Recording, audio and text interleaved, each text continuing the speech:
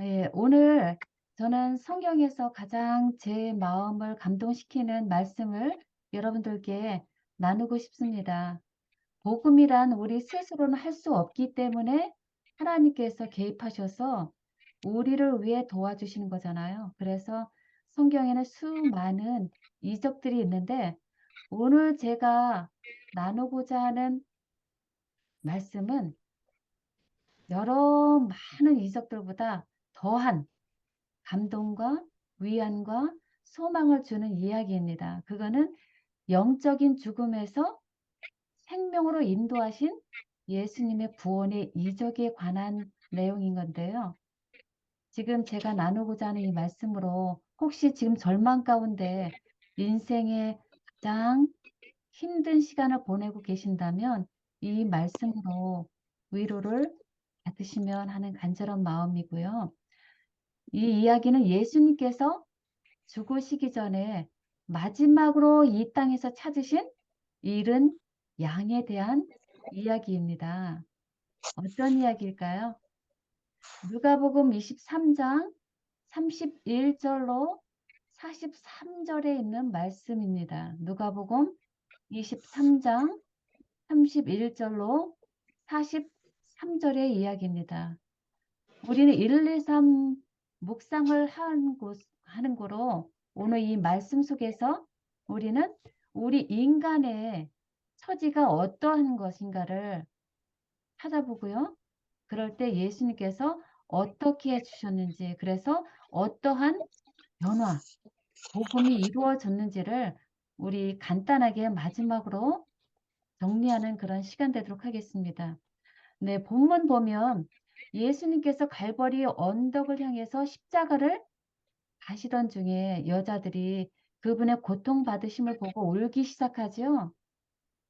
그때 예수님은 어떤 말씀하세요? 사람이 산들을 대해 우리 위에 무너지라 하며 작은 산들 대해 우리를 덮으라 하리라. 푸른 나무에도 이같이 하거든 마른 나무에는 어떻게 되리요? 라고 말씀하셨죠.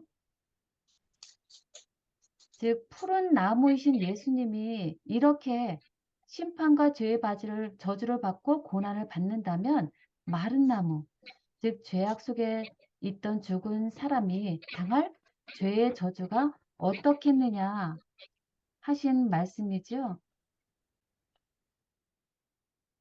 이 누가복음 23장은 푸른 나무이신 예수님이 마른 나무로 사망에 처해진 두 강도들과 함께 하시고 그들에게 구원을 주시는 아름다운 소식입니다. 즉 마른 나무를 생명의 나무로 변화시키신 예수님의 십자가 나무에 관한 말씀입니다. 자, 그럼 우리 말씀으로 본문으로 들어가 보겠습니다.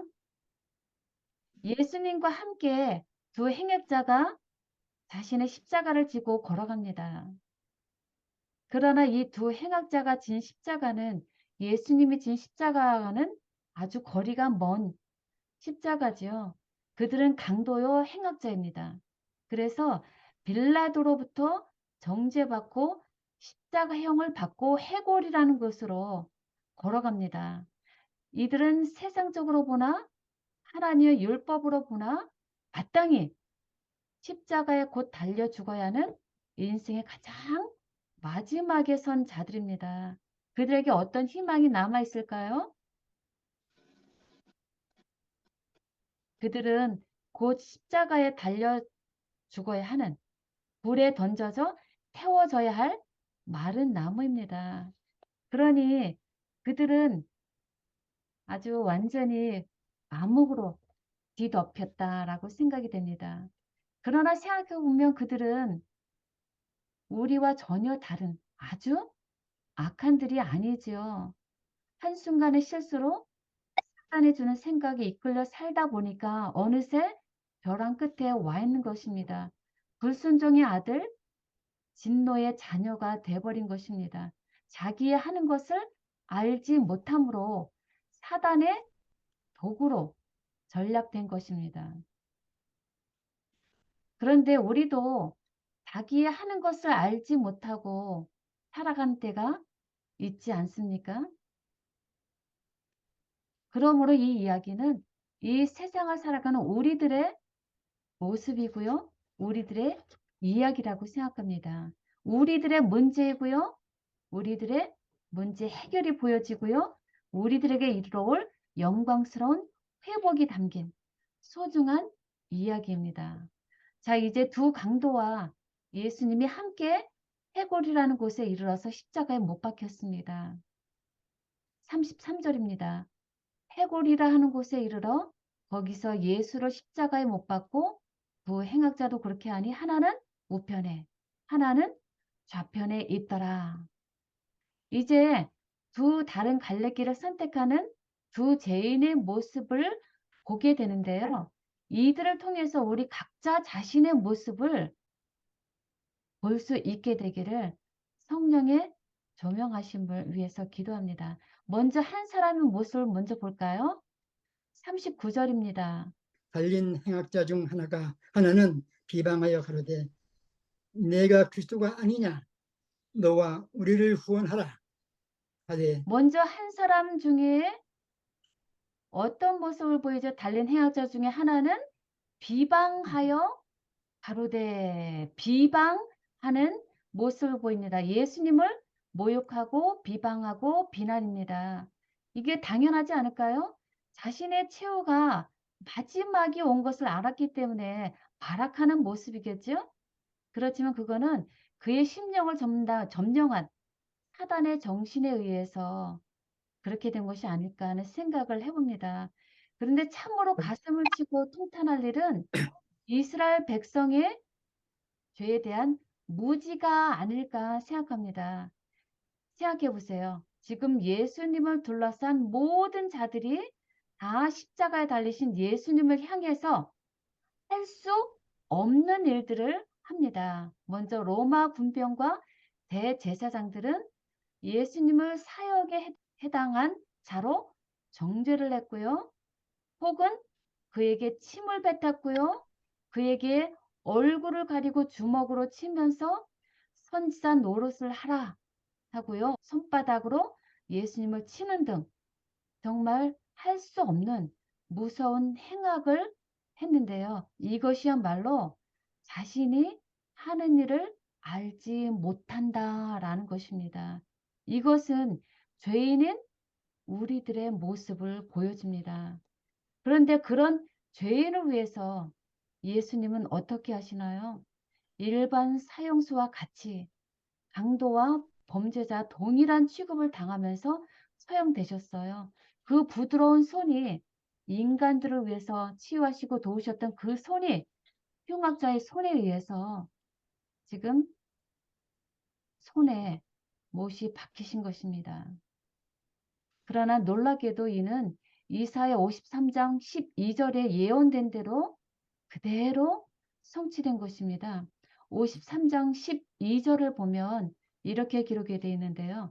우리 이상호 교수님께서 한번 읽어주시면 좋겠는데요. 이사야서 53장 12절입니다. 예수님께서 예언된 그대로 성취해 나가시는 모습을 기록해 놓으셨죠. 이사야서 53장 12절입니다. 이러므로 내가 그로 존귀한 자와 함께 분깃을 얻게 하며 강한 자와 함께 탈취한 것을 나누게 하리니 이는 그가 자기 영혼을 버려 사망에 이르게 하며 범죄자 중 하나로 헤아림을 입었음이라. 그러나 실상은 그가 많은 사람의 죄를 지며 범죄자를 위하여 기도하였느니라 하시니라. 아멘. 아멘. 네. 하나님이신 그분께서 어떻게 지금 하셨어요? 자신을 범죄자 중 하나로 헤아림을 받고 두 강도들 사이에서 십자가에 못 박히신 거예요. 얼마나 예수님의 낮아지심, 겸손이신가요? 하나님의 뜻대로 예정하신 그 길을 꼭 걸어가시는 것입니다. 정말 얼마나 예수님께서 치욕의 길을 걸으셨는지를 그 범죄자 중 하나가 예수님을 비방하셨다는 그 사실로 우리는 확인할 수 있죠. 그러나 실상은 그것이 어떤 거라고 하셨어요? 그가 많은 사람의 죄를 대신 지며 범죄자를 위해서 어떻게 하셨다고요? 범죄자를 위해서 기도하였다. 네, 기도하였다라고 말씀하셨습니다. 어떻게 나와 같은 인간의 성정으로서 그들을 참고 용서하며 그 원수들을 위해서 기도하실 수 있을까요? 그런데 그분은 그 치욕과 수모의 십자가 위에서 범죄자를 위해서 기도하셨다는 것입니다. 그가 십자가 위에서 드린 기도는 당신을 위한 제자들을 위한 기도였고요. 십자가에 못 박도록 이를 꾸미고 그리고 십자가에 못을 박은 대제사장들과 관원들을 위한 기도였고요. 그리고 무슨 일을 하고 있는지도 모르고 동조하고 있는 십자가 주변의 모든 사람들을 위한 기도였습니다. 그리고 특별히 그분이 드리신 기도는 당신의 십자가 옆에 매달린 범죄자, 두 강도들을 위한 기도였습니다. 생의 마지막에서 고통과 절망 가운데 발악하고 있는 불쌍한 죄인들의 영혼을 위해서 간절한 마음으로 기도하고 계셨다는 것입니다. 포로된 자에게 자유를, 눈먼 자에게 다시 보게 함을, 그리고 눌린 자를 자유케 하고자 오셨던 대로 예수님께서 그렇게 기도하셨습니다. 그래서 누가복음 본문에는 34절에 예수님께서 어떤 기도를 하셨어요? 누가복음 23장 34절에 예수님께서 어떻게 기도하셨어요? 예수께서 가라사대 아버지여 저희를 사하여 주옵소서 자기가 하는 것을 알지 못함이라 하시더라. 아멘. 예수님께서 지금 아버지께 간절히 기도하시는 말씀. 아버지여, 저희를 사하여 주옵소서라고 기도하십니다. 이것이 우리 지금 이 본문의 키포인트예요. 예수님은 이 세상의 모든 죄인들이 어떠한 일을 할지라도 그들을 사시기를 원하셨고요. 그들을 위해서 기도하셨고요. 이미 사하셨다는 것입니다. 그러나 우리 인간의 상태는 어때요? 자기 하는 것을 알지 못하는 것입니다. 자기 하는 것을 알지 못한다 라고 예수님께서 지금 말씀하셨어요. 그런데 사단의 포로에서 두 강도를 자유케 하시라는 이 예수님의 기도가 응답이 될까요? 이 예수님의 기도가 응답이 될까요? 되지요. 네. 그 응답을 받은 한 사람의 모습을 보겠습니다. 40절부터 나오는데요. 40절로 42절까지 우리 주강신 집사님 읽어주시면 좋겠네요. 하나는 그 사람을 꾸짖어 가로되 내가 동일한 정죄를 받고서도 하나님을 두려워 아니하느냐? 우리는 우리의 행한 일을 상당한 보응을 받는 것이니 이에 당연한 거니와 이 사람의 행한 것은 옳지 않은 것이 없느니라 하고 가로되 예수여 당신의 나라에 임하실 때에 나를 생각하소서 하니 예수께로서 이르시되 내가 진실로 내게 이르노니 오늘 내가 나와 함께 낙원에 있으리라 하시니라. 아멘. 네, 감사합니다. 네, 예수님의 기도가 응답이 되었어요? 되었습니다. 네. 되었습니다. 아멘. 되었습니다. 아멘. 네, 그러면 여러분들께 질문 드릴게요. 지금 이 강도와 예수님께로부터 구원받은 강도와 아까 예수님을 비방했던 강도와는 무엇이 다를까요? 예. 믿음이 다를까요? 네, 맞습니다. 믿음이 다릅니다. 아멘. 그런데 그 이전에 이 강도는 자신의 죄로 말미암아 자신은 정죄받아 죽어 마땅한 자임을 알았습니다. 알았어요. 알았어요. 그리고 당연히 죄의 삭은 사망임을 알고 있기 때문에 예수님을 비방한 다른 강도를 꾸짖기까지 해요. 한마디로 그는 이제야 자기의 하는 것을 알게 되었다는 것입니다. 아까 예수님께서 뭐라고 하셨어요? 이들은 자기의 하는 것을 알지 못함이니이다 라고 죄인들을 위해 기도하셨어요. 그렇죠? 그런데 지금 이 강도는 이제 자기의 하는 것을 알게 되었다라는 것입니다. 예수님의 기도에 응답이 되었다는 것이죠. 그렇죠? 이전까지는 똑같이 자신의 옆에 있는 강도와 같은 마음이었지만 이제는 달라진 변화된 모습입니다. 그래서 그는 하나님을 두려워합니다. 물론 죄로 말미암아서 받게 될 심판과 죄에 대한 두려움도 있겠지만 근본적으로 그는 자신의 옆에 십자가에 달려 계시는 예수님의 신성을 알아본 것이에요. 그래서 경외심을 갖고 그분을 바라보는 것입니다. 이것이 두 사람의 큰 차이점을 낳게 됩니다. 변화가 온 것이죠. 자신의 죄악을 알게 됨으로 하나님을 경외하고요. 이 두 다른 길이 이제 두 다른 결과를 갖게 되는 것입니다. 그런데 참 신기하지 않아요? 그 당시 유대인들은 적국인 로마 제국을 무너뜨릴 실제적인 왕국을 이룰 메시아를 기다리고 있었잖아요. 그런데 어떻게 이 강도는 그분을 메시아로 알아볼 수 있을까요?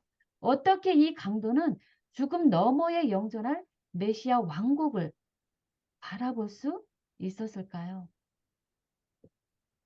예수님의 사랑을 먹고서 예수님의 사랑을 느끼면서 느끼셨다고요? 아멘. 감사합니다. 맞습니다. 그는 또 자신의 가장 절망적인 환경 가운데서 메시아 예수님을 찾고 있었던 거예요. 찾는 자에게 어떻게 돼요? 찾으라. 그러면 찾을 것이요. 되는 거죠. 예. 세상에서 모든 소망이 다 사라진 그 순간 그는 소망을 하늘에 두었던 것입니다. 그래서 이제껏 자신의 주변에 있었던 모든 일들 속에서 자신의 옆에 초라하게 매달리신 분이 예수 그리스도이심이 보여지게 된 것입니다. 내가 그에게서 아무 죄도 찾지 못하노라 라고 선언하는 빌라도 말이 기억이 났고요. 행악자인 그의 동료가 비방하면서 네가 그리스도가 아니냐 라고 하는 말도 들었고요. 십자가로 오는 길에 많은 사람들이 예수님을 옹호하는 말도 들었고요. 자신이 이제까지 보았던 예수님의 이적도 기억이 났습니다. 그리고 여태까지 함께 동행해온 예수님을 지켜본 가운데서 이제 그는 다른 사람들과는 전혀 다르신 한 분을 사람이 아닌 예수님으로 보게 된 것입니다. 어린 양 같이 참으시고 용서하시고 죄인을 사랑하시는 그의 품성이 보통 사람이 아님을 깨닫게 되었습니다. 성령께서 그의 마음을 비추셔서 그리스도라는 확신이 생겨나게 된 것이죠. 그래서 마침내 그는 십자가를 지고 조롱당하면서 이제 죽으시는 그분이 세상 죄를 지고 가는 하나님의 어린 양이심을 발견하게 된 것입니다.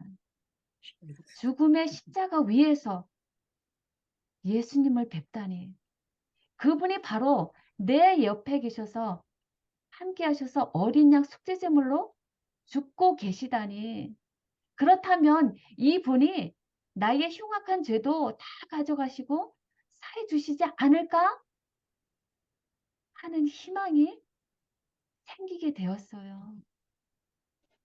믿음이 생기게 되었어요. 그래서 자신의 잘못을 인정하고 예수님께 회개하고픈 마음이 들었겠죠? 그래서 자신의 간절한 마음을 담아서 부르짖었지요. 어떤 부르짖음이었죠? 예수여. 무엇이라고 부르짖어요? 당신의 나라에 임하실 때 나를 생각하소서. 옆에 계신 예수님께 나의 모든 것을 의탁하는 것이지요. 당신의 나라에 임하실 때 나를 생각하소서.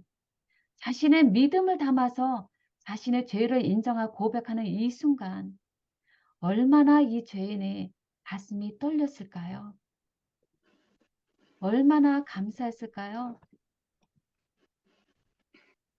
그런데 한편으로는 같이 죽어가는 이 사람에게 향한 강도의 믿음이 참 놀랍지 않습니까? 어떻게 그런 믿음이 생기게 되었을까요? 그거는 아까 장로님 말씀하신 대로 그분을 예수로 인식하고 자신의 영혼을 그분께 내맡기는 믿음에서 나온 것이죠. 예수님은 그의 믿음을 다 보셨지요. 그런데 여러분 기억하세요. 이런 강도와 같은 인간의 한계와 실패와 사망은 예수님께서 도와주실 가장 최적의 자리라는 우리 인간의 연약함과 무력함을 도우시는 그 지점이 바로 지금 여러분들 중에서 가장 절망적인 시간을 보내고 계신다면 그 시간이야말로 그 지점이야말로 예수님께서 함께 하시고 도우시기 위해 가장 최상의 자리라는 것을요. 그러므로 아무리 생사의 갈림길에 선 소망이 없는 자일지라도 예수님을 영접하고 믿는 것에 있어서 너무 늦은 때란 없는 것이죠. 그러므로 이 강도에게는 어떤 놀라운 결과가 오게 되나요? 예수님께서 구원이 놀라운 말씀을 선포하시죠. 내가 나와 함께 낙원에 있으리라. 네, 내가 진실로 내게 이르노니 오늘 내가 나와 함께 낙원에 있으리라. 얼마나 놀라운 약속의 선포인가요? 그분은 이미 그를 용서하셨어요. 이미 그들을 다 용서하셨고요. 그런데 이제는 이 강도를 향해서 이렇게 놀라운 약속을 선포하시는 것입니다. 요한복음 1장 12절에 뭐라고 말씀하세요? 영접하는 자, 곧 그 이름을 믿는 자들에게는 하나님의 자녀가 되는 권세를 주셨다. 라고 이미 말씀하신 대로 말할 수 없는 놀라운 축복을 선포하신 것입니다. 그 선언하실 때 죄인도 정말 기뻤겠지만 그 선언하시는 예수님의 마음은 또한 어땠을까요? 기뻤지요. 정말 기쁘고 행복하셨을 거라는 생각을 하게 됩니다. 왜요? 사단의 종사에서 하나님의 백성으로 변화된 이 사람이 얼마나 고마우셨겠어요? 얼마나 사랑스러우셨겠어요? 수제자 베드로마저도 예수님을 3번이나 부인했는데 사랑하는 제자들마저도 자신 살겠다고 도망가 버렸는데 이 수치스러운 십자가에 달려서 외롭고 고통스러운 때에 들린 이 죄인의 음성이 얼마나 그에게 위로와 용기가 되었겠어요. 밑바닥에서 소망을 찾았기 때문에, 회복되었기 때문에 정말 너무나 아름다운 감동을 주는 아름다운 열매가 되는 그런 말씀인데요. 이 말씀을 보면서 이런 때를 기억을 해봐요. 다윗 왕에게서 하나님께서 보시는 가장 사랑스러운 때가 언제였을까 하는 것이죠. 다윗 왕의 전 생애 중에서 하나님께서 보실 때 가장 사랑스러운 때 언제였을까요? 회개하였을 때. 바세바와의 수치스러운 동침 사건 이후에 깊은 회개와 눈물로 상한 심령으로 주께 나왔을 때 가장 아멘. 하나님께는 사랑스러웠다라고 했죠. 그리고 집 나갔던 탕자가 아버지 눈에 가장 귀하게 여겨졌던 때가 어느 때라고요? 돌아올 때. 돌아올 때. 네, 그가 찢어지는 상한 심령으로 다시 돌아왔을 때 아버지 눈에는 그 아들이, 그 추하고 못난 아들이 가장 사랑스러웠던 거죠. 그렇다면 우리가 하나님 눈에 가장 사랑스러운 때는 언제일까요? 내가 세상적으로 잘난 때가 아니라 언제일까요? 회- 음, 자신 없이 가날 때. 그렇죠. 내 더러운 죄악을 깨닫고 진심으로 주께 나가서 회개하며 도와주기를 간구할 때, 그때 예수님은 가장 기뻐하시고 우리를 사랑스럽게 보시는 것이죠. 정말로 자신의 죄로 말미암아서 세상에서든지 하늘 왕국에 들어가기엔 정말 불합격자인 그 강도에게 그런 놀라운 구원의 축복이 주어졌다라는 것은 이 세상 모든 사람들에게 정말 큰 소망이 되지 않나요? 저에게는 그래요. 이런 자도 하늘 낙원에 갈 수 있다면 온 세상에 어떤 사람일지라도 구원의 소망이 있다라는 것이죠. 그래서 정말 저는 이제 연로하신 제 친정 아버지마저도 예수를 영접하게 하실 수 있다라는 복음의 성취로 인해서 가슴 설레면서 저는 밤잠을 설쳤는데요. 그것이 가능한 것은 예수님이 십자가에서 피를 흘리심으로 말미암아 이미 온 세상에게 구원의 축복이 이미 주어진 것이기에 가능한 것이죠. 예수님이 십자가를 지시는 것, 이것은 하나님이 원하시는 것이었고요. 하나님의 뜻이었습니다.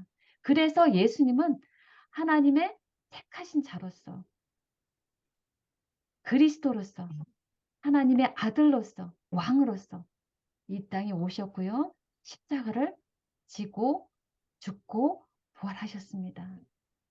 그래서 그 예수님은 온 땅에 모든 권세를 가지신 우리에게 찬양과 경배 받으실 분이시죠. 그래서 그 능력과 권세 있으신 예수님만이 강도에게 이런 약속을 주실 수 있는 것이지요. 내가 진실로 내게 이르노니 오늘 내가 나와 함께 낙원에 있으리라. 그런데 여러분 아시지요? 이 강도는 예수님이 이 지상에서 마지막으로 찾으신 잃어버린 자임을요. 예수님께서 이 땅에 오신 목적, 잃어버린 자를 찾아 구원하려 인자가 오셨다라고 하신 말씀을 성취하시고자 십자가 고난의 길을 걸으시면서 수확하신 마지막 귀중한 열매였습니다. 정말이지 표만상으로 볼 때 패배와 흑암의 날인 그때에, 사단이 승리한 것 같은 그때에 주님이 십자가에 달려 돌아가심으로 내가 나와 함께 낙원에 있으리라 라고 하는 승리를 선언하신 것입니다. 십자가의 잔인한 죽음의 자리에서 한 죽어가는 생명을 영생으로 인도해내신 예수님의 완전한 승리가 그날 그 자리 십자가에서 있게 된 것입니다. 죽어가는 생명 없는 마른 나무였던 한 죄인을 하늘의 생명나무로 인도하신 분이 십자가에 달리신 예수님이 예수님이시라는 것입니다. 그래서 민수기 21장에서 모세는 불뱀을 쳐다보라 라고 호소했잖아요. 온 세상의 죄를 십자가에 예수님의 피로 대신 속하셨기 때문에 그 보혈의 피를 믿으라 라는 것이죠. 그래서 그분만이 불순종의 아들, 진노의 자녀에서 새로운 피조물로 변화시킬 수 있는 것입니다. 정말 이것은 예수님만이 일으키실 수 있는 이적이고요. 예수님만이 주실 수 있는 약속입니다. 그렇지 않습니까? 세상을 이처럼 사랑하사 독생자를 주셨으니 이는 저를 믿는 자마다 어떻게 해요? 멸망치 않고 멸망치 않고 영생을 얻게 하려 하시는 하나님의 은혜입니다. 그런데 같은 십자가에서 구원과 멸망의 두 다른 길로 가게 된 두 강도의 차이를 우리 다시 한번 정리해 보면 좋겠어요. 첫째는 자신의 죄를 깨닫고 인정하느냐에 달려 있는 것이죠. 그 다음에 둘째는 필요를 느끼고 예수께로 나오느냐, 그 대속의 피를 믿느냐는 것이죠. 그렇게 될 때 어떻게 해요? 하나님께서는 약속하신 축복들을 반드시 이루어 주고야 마는 것이 하나님의 우리를 향한 속마음인 것이죠. 정말로 감사하죠. 그래서 사랑하는 가족 여러분, 혹시 마른 나무와 같이 메마르고 자기 하는 것을 알지 못하고 계실 때가 있으신지요? 제가 그랬습니다. 제가 마른 나무였고요. 자신의 하는 것을 알지 못하고 있었습니다.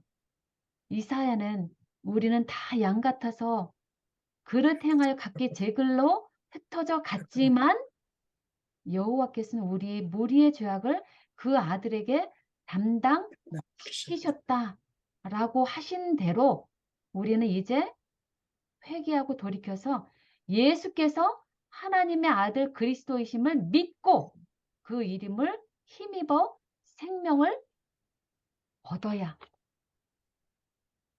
할 때라고 생각합니다. 예수님께서 그렇게 호소하십니다. 믿고 생명을 얻으라. 왜냐하면 아들이 있는 자에게는 생명이 있고 하나님의 아들이 없는 자에게는 어떻게 돼요? 생명이 없기 때문이죠.